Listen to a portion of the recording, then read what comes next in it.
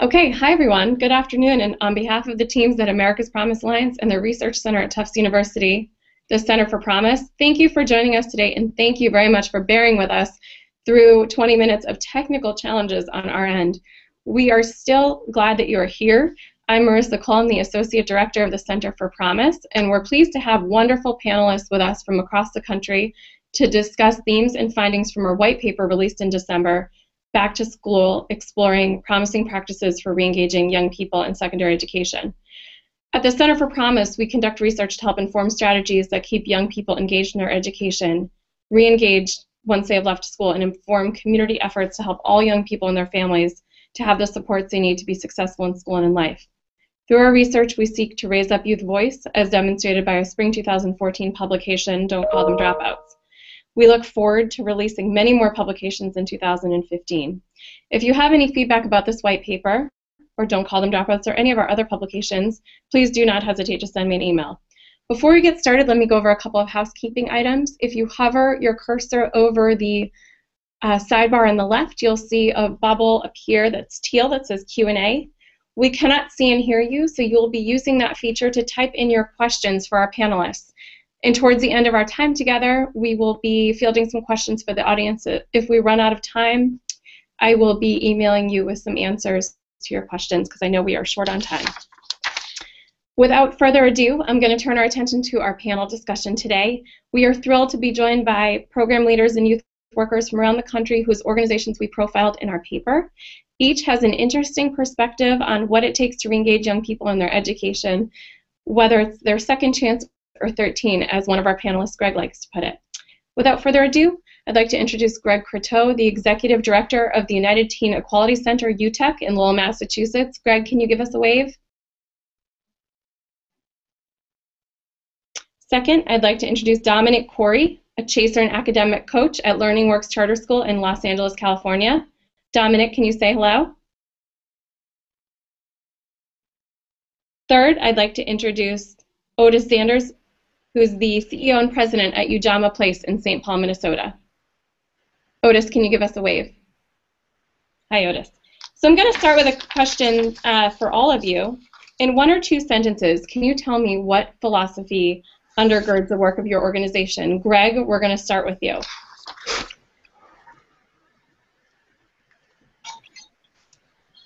Sure. So we're up in Lowell, Massachusetts, UTEC, and our mission is to help young people trade violence and poverty for social and economic success. We believe in the idea of never giving up on young people, and we believe in the values of this idea of a clean slate and making sure on one side we're always chipping away, and the other side we're always assuming goodness. Terrific. Thank you. Otis, would you like to go next? Yes, good morning. This is Otis.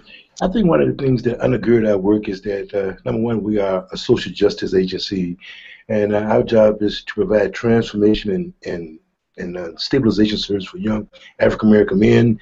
And we feel to do that, we need a holistic approach, which means that we go out of the silos and provide services that we think that will create the total man, which is improve the education attainment, stabilize their housing, as well as getting employment that's fair and equitable, connecting with the families, and avoiding contact with the penal system.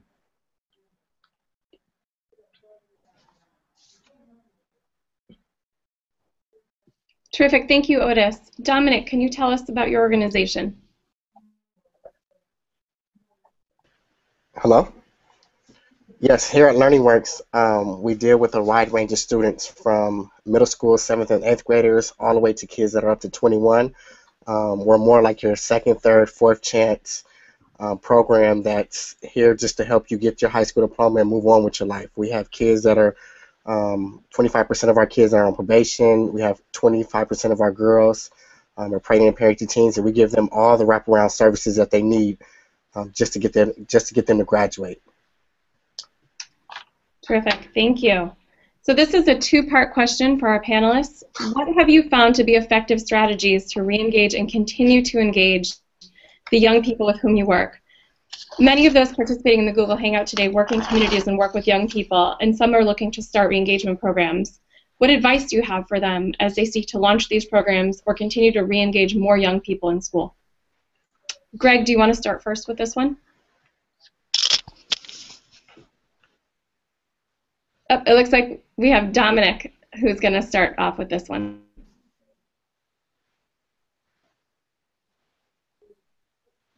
Dominic, can you hear me? Hello? Hi, Dominic. Can you take this question first? Yes, I can hear you now. Thank you. So, yes, at LearningWorks, we have a set of principles, and one of them is a fresh start. Every kid that walks through our door, regardless of what happened in their past life, in their past schooling, as soon as you walk through our doors, it's a fresh start. Forgiveness and unconditional love is another principle. Safe haven, being in LA, gangs and gang territory is very big out here. So making sure when you come to the school, regardless if it's in Pasadena or at our satellite site at Homeboy Industries, we have zero tolerance on gangs, and we leave that outside the doors. And once you come inside the school, it's a safe haven. Reality and potential, joy and fun, rational commitment to students. My personal cell phone is on 24 hours to help students in whatever needs that they have. And then we also believe in rigor, relevance, and relationships, the 3 R's. And relationship is our first one that we go by. We build very strong relationships with our kids. I have a caseload of about 50 kids that personally have my cell phone, could call me any time of the day, and I'm there to do anything that I can to help our kids. So those are two of the big things that we kind of use, and what are things that are different from our school and any other school. Great, thank you. Otis, can you tell me what you have found to be effective strategies to re-engage and continue to engage the young men with whom you work? Yes, a couple of things. I think first of all, we're doing this a good stable environment, stabilizing their lives, taking care of a lot of physiological things that causes them to be distracted, for its transportation, where the next meal coming from, and where they're going to sleep that evening. I think those stabilizing factors are very key, and by doing that, but also creating that safe community where they feel safe to engage, safe to participate in, without some peripheral dangers that open society provides. But also, what I feel is effective is that our program allows these guys to redirect their goals. Once they come in here, they are very big contributors to what their goals are, the individualized plan. So we provide the service, but they got to do it themselves as well. So they give them opportunity to be involved in their plans for redirect. I think helps with the continuous engagement. Terrific. Greg, would you like to take that question?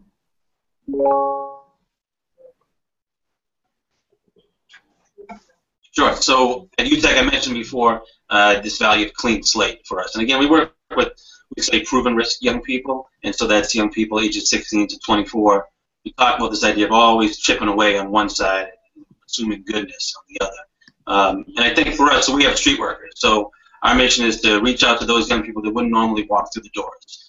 We use the term proven risk, and I'll talk about that more, because these are not just young people that are quote-unquote at risk. They're already accomplished the risk, per se. So knowing that they won't just walk in the doors, we have to be very strategic and very intentional. So for us, street work, over the years, we've learned what works, what doesn't work. We've learned, for us, this value of crisis positioning, meaning we have to position ourselves. We have a team of street workers. We have to position ourselves to be there that moment that window is potentially available for us to engage a young person. So very intentionally, we're working with the shot callers, the leaders of the rival gang sets on one side. We have partnerships in the prisons. So our street workers are in the prisons on a weekly basis. Every correctional facility, we're in their pre-release before they come out. We have partnerships with the hospitals. So if there's a shooting, we know there's that one window where you're potentially in the bedroom of a young person. You can make that engagement as an outreach worker. You got to have the ability. And unfortunately, we're there at the funerals when there's a loss in our community. And we try to make sure we cover each of those areas so there's that window of engagement that normally might not be there for that young person to move forward. Thank you, Greg. I'm going to direct our first question here to Otis. Ujamaa Place is slightly different from other programs that we have represented today here, since it only serves young black males. Can you tell us how that decision was made? It was actually an easy decision for us, Marissa.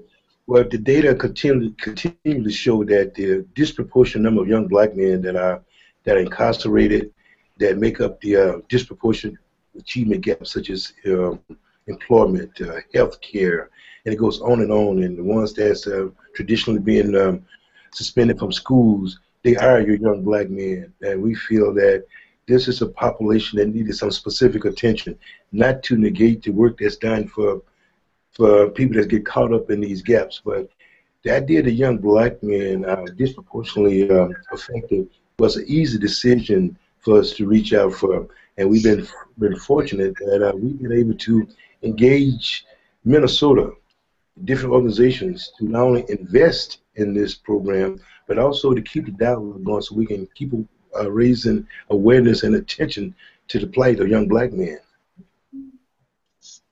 Great, that's very interesting. Thank you. One other question for you. Ujama places a number of partnerships with organizations offering housing support, employment support, parenting classes, to name a few. Can you talk about one or two key partners and why you chose to engage them in your work? You're right. We've been able to do this work because of a lot of support from different community partners, as well as organizations that went to lend their supportive arms. But the one I'd like to talk about specifically is our partnership with housing. In Minnesota, with our St. Paul Public Housing Division, as well as with Property Management, PPL, we've been able to get young men in our program that are historically doesn't qualify for public subsidy, men that have unlawful detainers or with felony conviction, but because of their support, investment in Ujama, an organization that provides supportive services, we've been able to get these agencies to allow us to put men into supportive housing. And through these efforts, so proud of this partnership with St. Paul Public Housing and PPL, that we have put people in a position that they've been able to connect with their families, stabilize the life, that they can seek employment and what have you. So this partnership that we have with St. Paul Public Housing and PPL is one that we're very proud of. Great, thank you. Greg, this question is for you. You spoke about switching your focus as an organization to serve proven risk youth. Can you talk about why that decision was made and what that means for your organization? Sure. So about 4 years ago, 4 or 5 years ago, we went through a theory of change, and we kind of clarified our mission statement and really clarified our target population, saying who specifically we want to work with, knowing that, and that was driven from a place of no one was asking us to do it. We had 10 years, and I think various positive recognition, and we said, where do we want to go for the next 10 years, knowing that we can't be everything for everybody. So first, we were 13 to 23, quote-unquote, at-risk young people, which, in our community and others could be any young person. And so we said, let's narrow it down. We looked at what the resources were available in the community, and we said, there's more of a need for older young people, and there's really more of a need, and this is really where we felt our niche was, for young people that too often were kind of overlooked. And so we use this term proven risk to really distinguish it. It's not a young person who's at risk or even high risk. They've already, they have a proven history of serious criminal or serious gang involvement. We also use the term impact youth. So meaning that these are young people that, as we all know in every community, there might be 10 or so percent of young people that might be causing 80% of the activity on the street. If we can do really, really well with that group, the return on investment is huge from a public health, from a public safety, from an economic perspective. So that's really what's driven us to really be laser-like on that. And so we're not for everyone. We're for really the young people that are most in need, and most people would say the most disconnected and difficult to engage. Great, thanks, Greg. Greg, one other question for you. Your social enterprise program has attracted some interesting partners, including your new partnership with Whole Foods. Can you tell us about how these programs came to be and how you hope to measure their efficacy? Sure. So, I say everything we do at UTEC is driven around 3 primary outcomes: recidivism, education, employment. And we have very, very specific indicators. And you can contact me offline for anyone. We'd be happy to share all of our work and performance measurement. We take it very seriously. It's not about us just making, feeling good that the work is working. The data has to make sure we're learning from it and we're improving continuously. So it's a big part of what we do. But we're tracking around those 3 outcomes.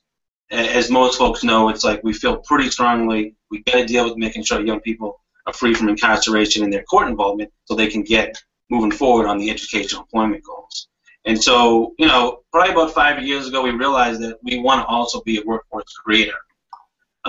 If we were just doing job skills training, we felt for the young people we serve, it would most likely be a 6 to 9 month program. And for our young people that go into the community, they're probably not going to succeed at that. They need more time, and they need a safe place, as we say, to fail, and to be okay with that, and have those bumps along the way, and then knowing that UTEC is never going to kick you out. So that's a big part of our philosophy. We've never kicked out anyone in our 15 years history. You might have multiple re-entry points. We have a high level of accountability, but along with the theory, of never giving up, you have a pathway to come right back onto it. So social enterprises hit alongside of a bunch of different goals for us. We basically run our own mission-driven businesses. Some folks think it's driven around the revenue.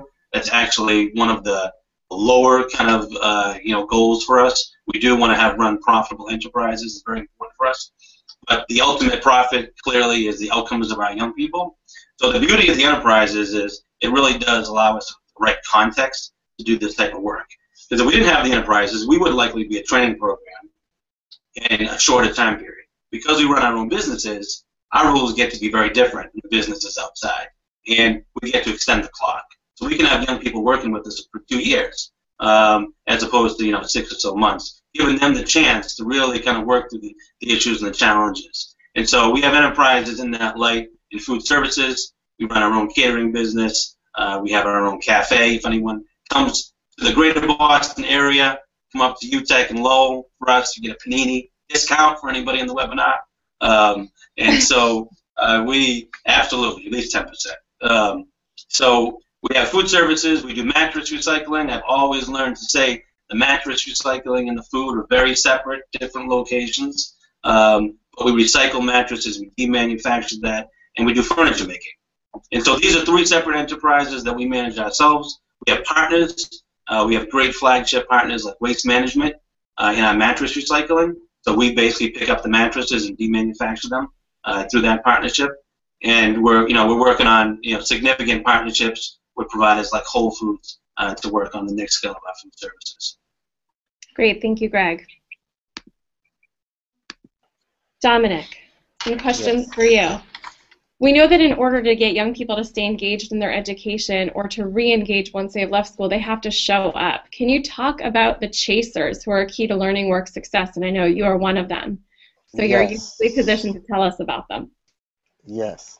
So we are an independent study program, which is, our motto is kind of different from any of your regular traditional independent studies, because the students have to come here and do labs, like a science lab, math, tutoring, a social science lab.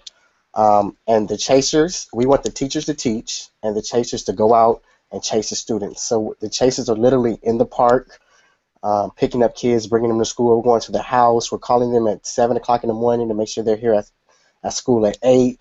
I take kids to their doctor's appointments. I take kids to the county office. I take kids to their court. We're going to do whatever it takes to get our students to graduate, and the chaser is going to be that middle ground between the teacher and the chaser. In your typical middle-class family, a parent will kind of step in and take on the role of guiding a kid through whatever situation that he has. Our kids come from poverty, so our kids don't have that support.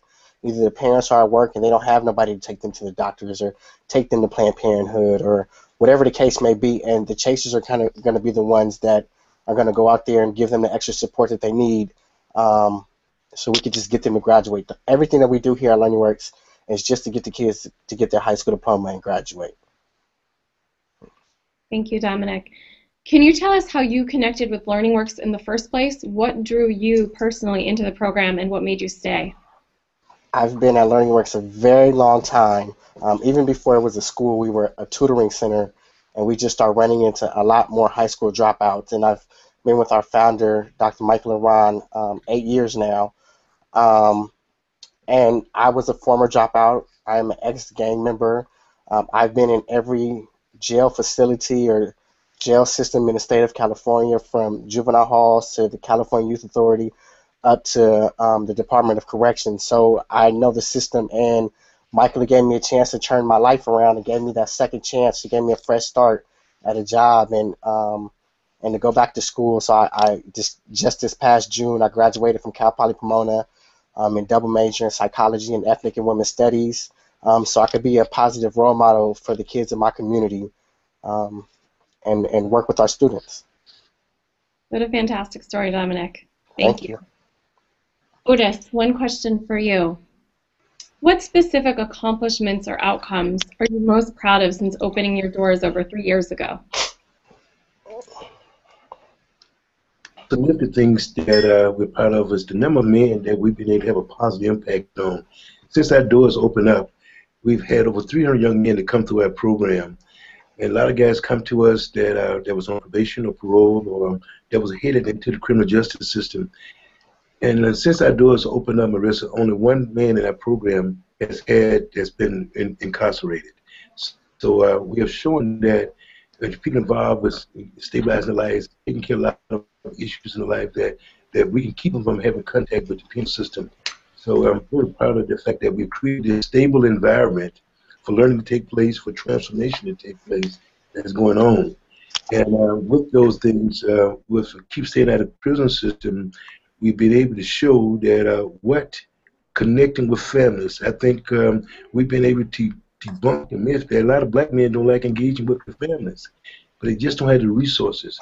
We've shown that once they have proper housing and employment to support their families, that they actively engage with their families, and that is one of our outcomes for them, to create those healthy relationships with their children and connect with their families. So those two elements that I'm saying, that when men's lives are stabilized, that they have the resources to support their families, you see that reconnection. And again, we're having a safe community where they don't have to look over their shoulders or have to worry about survival mode, that there's no need for them to continue the cycle of incarceration. Thank you very much, Otis.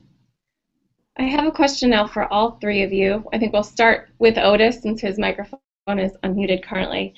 Looking ahead with your organization, what challenges, financial, policy-related, etc., do you face as an organization as you strive to engage more young people or more young men in education and employment in their communities?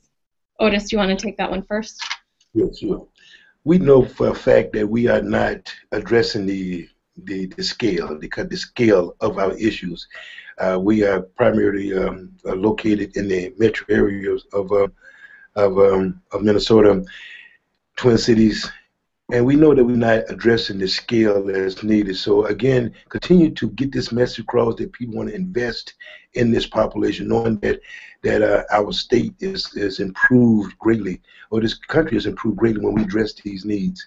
But also addressing a lot of the draconian policies that prevent these people from being successful.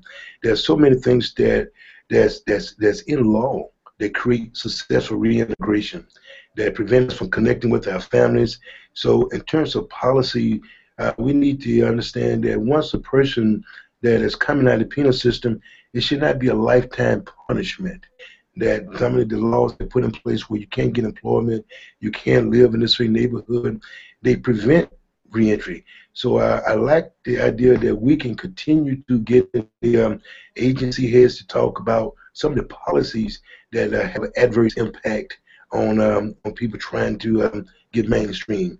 Such thing as in this state about being able to vote, being able to get the right to vote restored once you get out of prison. Do you have to wait till you get out paper? Do you have to wait 10 years? So we continue to make mistakes or trepidation that happen in our life. We make them life sentences, and they be very discouraging.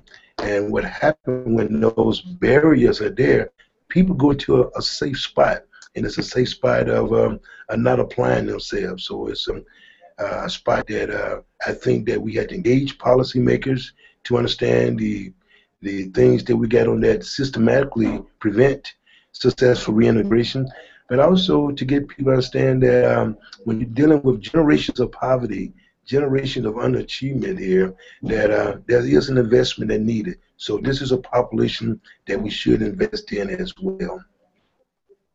Great, thank you very much. Greg, would you like to take that question next? Sure. So I think in thinking about this, I think of two policy areas of interest to us. It's similar to what Otis was mentioning. If we're working with this population, as we say, proven risk population, a population that has a history of criminal involvement, I think the challenge is also making sure that we really make the strong case for the cost benefit of this work. And so I think others have talked about this. There's a lot of discussion here in Massachusetts about it. We talk about criminal justice reform work, but the facts are pretty straightforward. There's a huge opportunity to really make sure that re-engagement of young people, particularly young people coming out of the criminal justice system or that have been involved, we can have some long-term sustainability.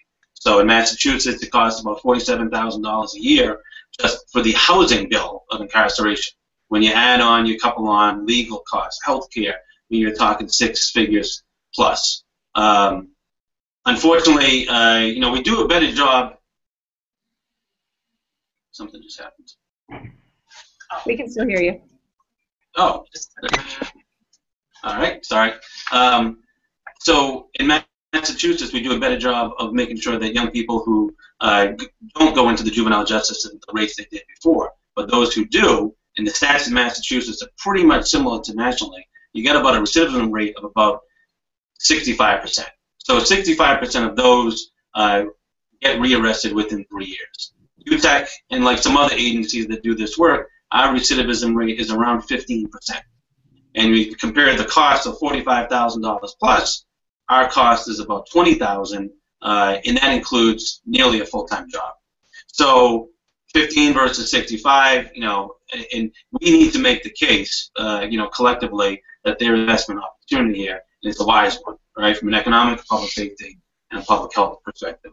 So we're really interested in moving that ball forward, and simultaneously, we're really interested in this idea of two-generational work. And so the Aspen Institute, amongst others, have really been looking at this as well, and this idea of what I can do really, really well with Dominic, who I'm working with in our social enterprises. Dominic has 3 kids.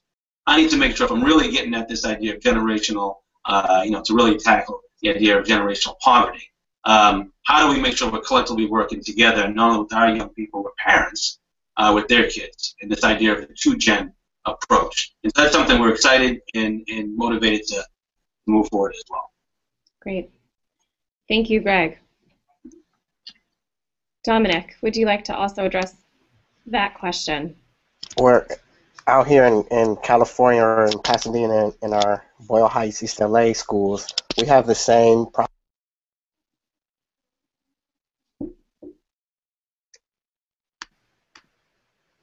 One second, Dominic. We're having Could you hear me? issues hearing you. Hold on. Let me just make sure you're not muted. There you go. Can you take that again, please?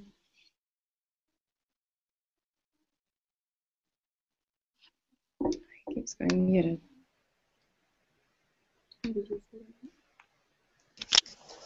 Okay. You are unmuted. Okay. Say that way. Here in the LA area, we have some of the same issues as the other 2 gentlemen spoke about with mass incarceration. But here at Learning Works, since we are a school and we're all about the high school diploma and education, finding good qualified teachers, being that we are a charter school, we're able to kind of hire teachers that are kind of outside the box and kind of new to teaching and very energetic. But as you know, being in a charter school, our pay might not be as comparable to other schools and big school districts, especially good tenure teachers. So that's one. And then being an independent study program, we don't qualify for a lot of federal money federal facility money. And our kids, for every class a kid does, he has to come to and attend a lab and a field trip, which if the kids are actually here in seat, they're in the classroom, policies should be changed for the way our kind of school works. And then just all the wraparound services that we have here. We provide child care here on location. We have a court liaison. We have the chasers that go out and pick up kids and do everything that we need. We're kind of a one-stop shop. We have a drop-in program for homeless youth that the kids can come in and shower and get food and the job services. So just being a one-stop shop and the wraparound services, your regular traditional educational funding kind of doesn't fund extra things like that. So just to keep that money coming in. I think those will be our biggest problems moving forward. That's certainly a theme that we've been hearing throughout our research. I'm going to turn now to questions from the audience. We have a question from Kylie Mallory Halter, who is in Denver. She wants to know if the panelists can speak about parent engagement, and I'll add on family engagement to that. She manages an anti-violence program in the Denver public schools, and engaging parents has been a struggle for them. Who would like to respond to that one? I think I will go first. Hey, Dominic, go ahead. Well, 58% of our kids that come here to Learning Works, we call seniors or super seniors. So our kids are maybe a little bit older. 17 through 21 is kind of the senior age. So the parents kind of push them out. So we really don't deal too much with parents and kind of teach the students how to become adults and step in that place as their parents. Me personally, I get more calls from the younger parents that they can't discipline their kids, or their kids are not listening to them.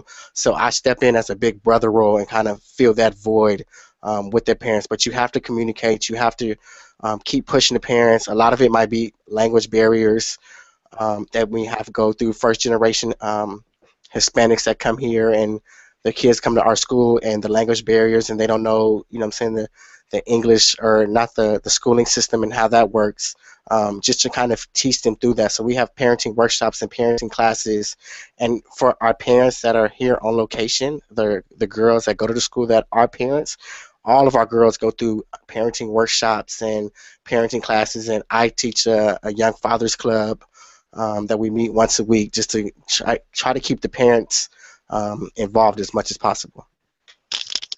Thank you. Otis, would you like to respond to that as well? Yes, as you know, Marissa, our program deals with young men, so that at ages 18 to 28, so they are you know, kind of independent of their home situation. They're trying to create their own. But that being said, the idea that we're trying to keep them, instill the principles of what we're trying to do to engage the parents as well. We understand that that is a key of trying to keep people engaged in the school system, have their parental support, because they are at home. A lot of your men that come from single homes, that a lot of times the father's absent, so we realize that gap is there, and I can really appreciate the caller's question, and although we don't work with the parents as closely, we identify that is an issue that a lot of our men that did not get their education was one of the reasons. It's because of lack of parental guidance and support that was in the home, or encouragement. So it's very key for to make them part of every solution that we do devise. That's great, and you work a lot on helping these young men to have the strengths that they need to be present and to contribute to their own families going forward.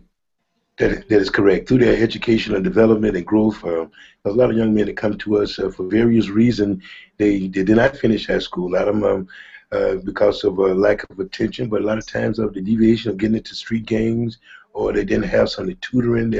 All those systemic things that happen when you're dealing with peer pressures, what have you.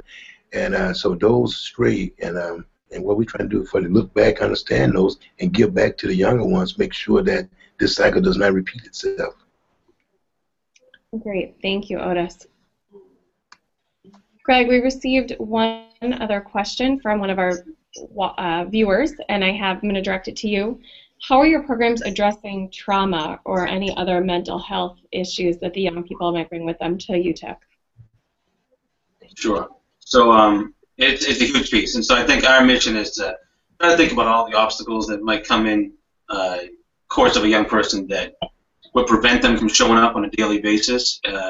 And so our transitional coaches are similar to the chasers. Their goal is to really make sure that any of the obstacles that come up, any of the challenges, they're there so that when they're on site in our workforce programs, there's best position for success. So we do, our transitional coaches are trained in that. Trauma informed counseling is a big piece of that as well.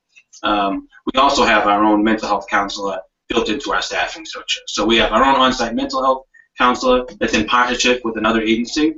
So we split one person's time, 20 hours at UTEC, 20 hours at a mental health provider. Similarly, we have a substance abuse counselor at the staff. And so we really try to make sure everything is under one roof. And so, even going back to the question on family engagement, for us moving this idea to Gen, we're looking to now have an on-site early ed care and to build that onto that as well. So trauma-informed counseling is one piece of that puzzle as well. Great, thank you, Greg. Right, well, that concludes the time we have available today. I want to thank all of our viewers today for bearing with us through significant technical challenges that we had. This was our first attempt at a Google Hangout to discuss some of the themes and findings from our research, and we will be exploring other platforms in the future that may be easier to ensure that we have more minor technical problems. I will say this worked perfectly well in a dry run, as is always the case. But thank you again for joining us. Any feedback would be greatly appreciated. My email address is marissa@americaspromise.org. And for those of you that joined us late, I'm Marissa Cole, the Associate Director from the Center for Promise. We are the Research Center for Tufts University. We're the Research Center for America's Promise Alliance at Tufts University. And we look forward to bringing you many more publications in 2015. We invite you to look at our website. We have the white paper we discussed today, Back to School, Exploring Promising Practices for Reengaging Young People in Secondary Education, that we released in December, available for download and for printing as a PDF. We also have Don't Call Them Dropouts, which was released in May to raise up youth voice and speak to young people who have reengaged and left school. And we look forward to bringing you many more publications, and we invite you to continue to visit that page for them. Thank you very much. And thank you so much to all of our panelists, Dominic, Greg, and Otis, for taking the time and bearing with us through all of the challenges today. We very much appreciate your expertise and your perspective. Thank you. All us again. Thank you very much. Take care, everyone. Yes.